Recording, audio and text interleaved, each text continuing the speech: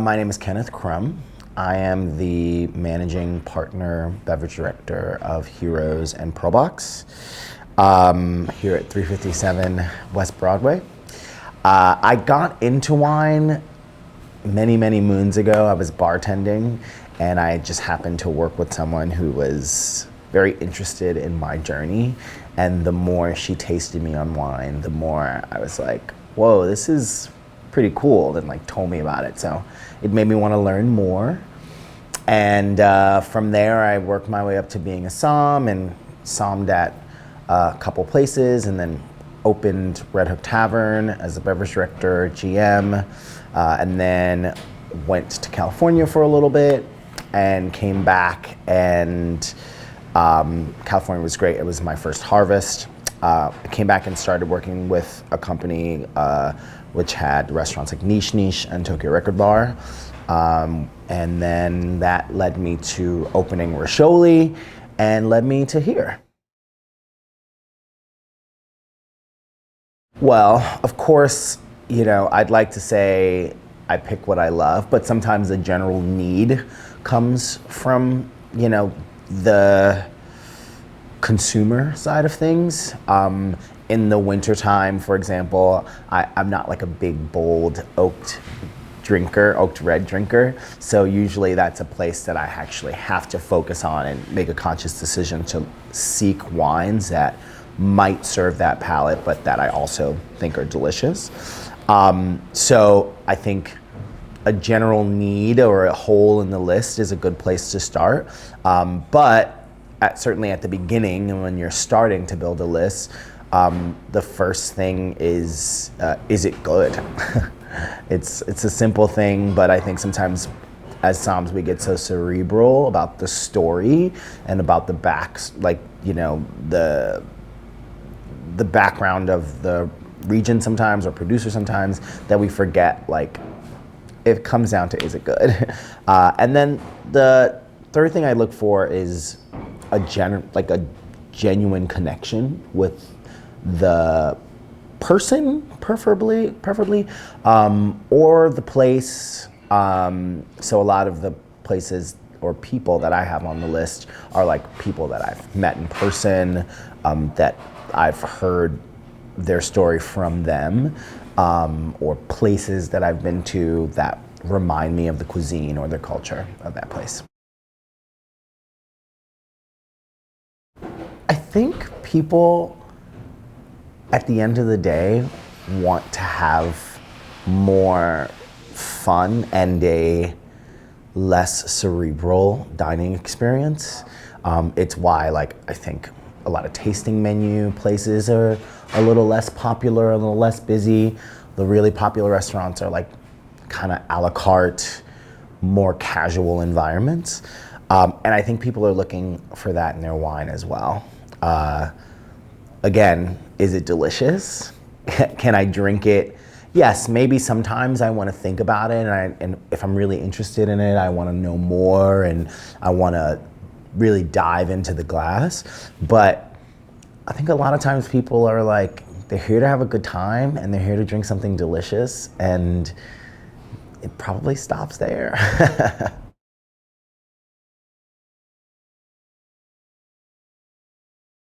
I don't know if the role itself is evolving, but I think because of the growing diversity in the industry, the understanding of the role is getting better. So I think, as opposed to, as a sommelier, it is my job to pair the best thing I could possibly pair with this roast chicken. Now I think soms are willing to meet people where they are. So the understanding that I could be your, savant wine person who teaches you all these things, or I could just be the Sherpa that's getting you to the end of the meal comfortably and in a fun place. I think people's understanding, sommeliers' understanding of them being more of that Sherpa and being there to meet the consumer where they are is like, that's what's growing and changing. Not necessarily, like, I think it's always been the job. We just didn't realize it because specific types of people were selling the wine, and for the most part, specific types of people were buying the wine. So there wasn't really need to explore the other possibilities of how you sell it or to whom you sell it. People aren't really looking at the Finger Lakes the way that they should be. I think they are producing some of the best versions of American wine, especially cold climate wine, Rieslings and Pinot Noirs. Besides that, in a way, they're shaping where America, maybe outside of California and Oregon, is going. I mean, you have estates like Weimer constantly doing research on what the best varietals to grow in the country will be with global warming. And I don't think it's something people think about a lot. I think a large part of it is the price of the wines. We're not at a place, obviously, where people want to spend a lot of money on wine, but of course, people determine quality from price. And so there's that weird balance of figuring out you need to charge more right before people are actually willing to pay that. But I think overall the wines are undervalued, and maybe not everyone in the region, but certainly a lot of amazing producers are coming out of the region right now.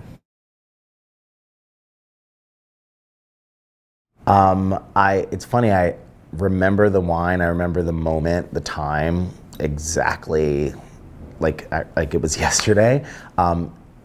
I shudder to say it sometimes because I think it makes me sound like a dick because it's a really nice wine, but I wasn't somming at the time.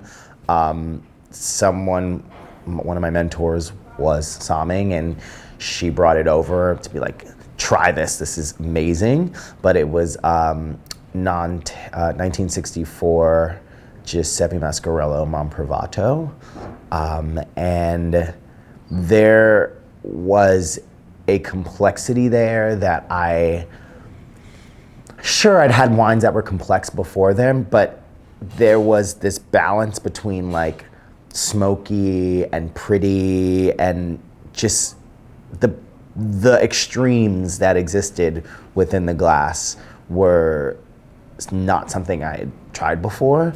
Also, other wines that I had tried at that time that were that old were kind of dead. It was kind of like a novelty, but not anything that I would want to drink constantly. And that was very much alive, and it just kind of took me by surprise. I didn't expect it to be alive at all, and it made me think about everything, about the year, about where did this come from? How did it get to this bottle? Where has it been in between then and now? It sparked this yearning to know more, and then I'm learning about 1964, and then I'm like, well, what are the other vintages that are like that? And okay, there aren't many, but like, what about this producer who is similar to this producer who's making the wine now? Like, it just opened up this kind of world for me in a very exciting way.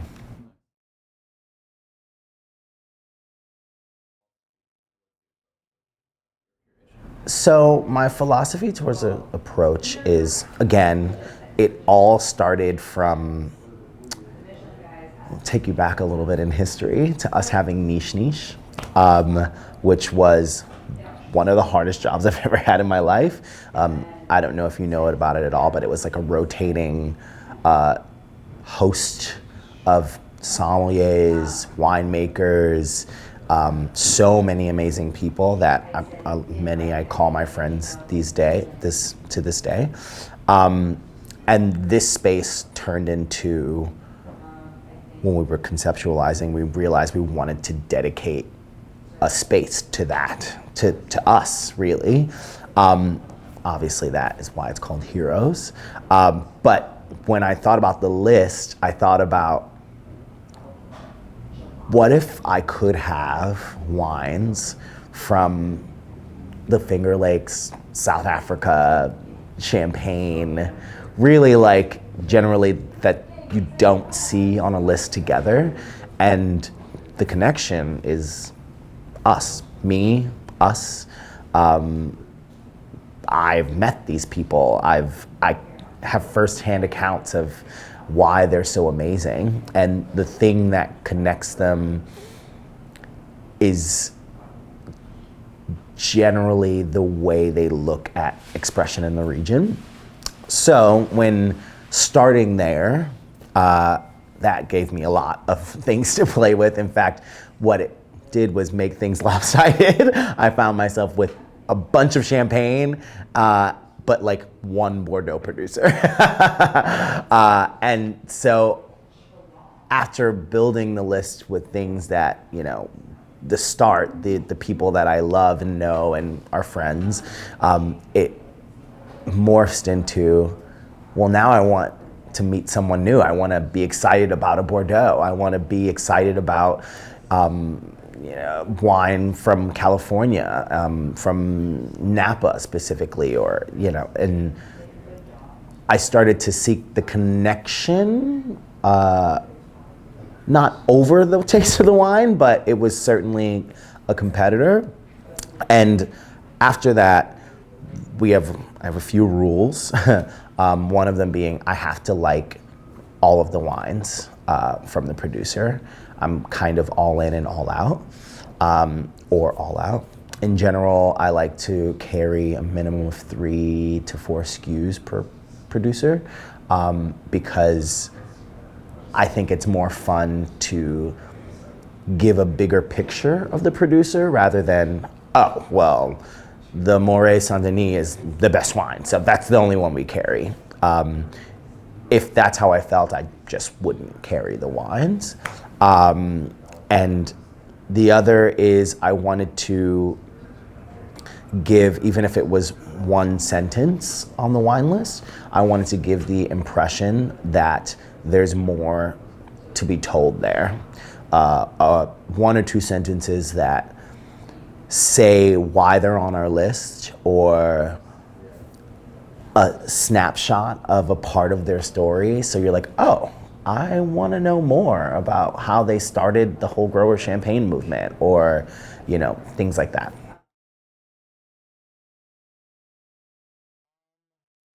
I have done harvest before in California, but I do dream of doing a harvest again, somewhere maybe a little farther, probably France. But when you get to a certain point in your career, it's almost impossible to be like, yeah, I'm just gonna go away for a month and a half or 2 months. And so we'll see if I get to do that. I think maybe not in the next few years, but a few years after that, once the structure of the team and everything is a little more solid, and the restaurant's older than a year, I might be able to do something like that.